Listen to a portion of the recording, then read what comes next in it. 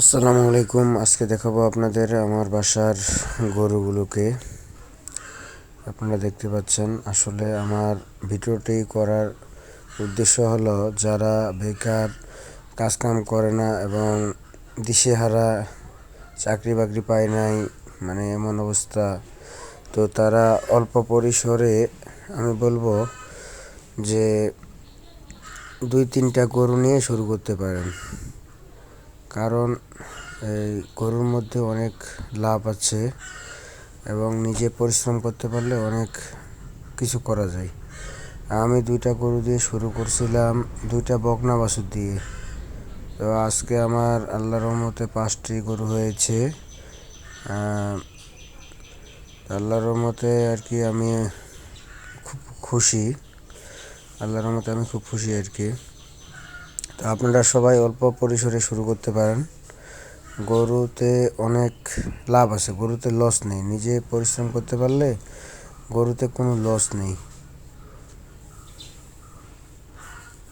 তো আপনারা সবাই যারা বেকার ঘুরে বেড়ান অথচ সময় লস না করে আপনারা অল্প পরিসরে গরু পুষতে পারেন, লালন পালন করতে পারেন। আমি যেমন 2টা বকন দিয়ে শুরু করছিলাম, মাত্র 1,40,000 টাকা দিয়েছিলাম 2টা।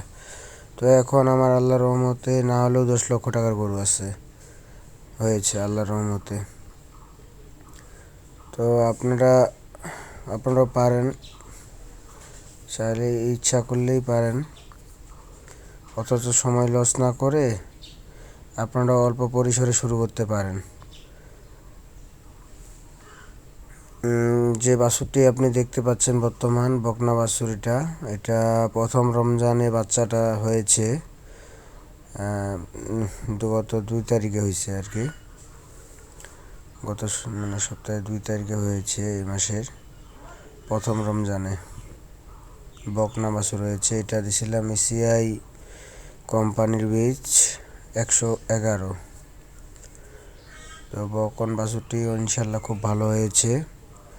আর ওর মায়ের দুধ হচ্ছে মোটামুটি 15 লিটার, আরও বেশি হয়তো, কিন্তু ওই যে ম্যাস্টাইটিস হয়েছিল এই জন্য একটু কমে গেছে।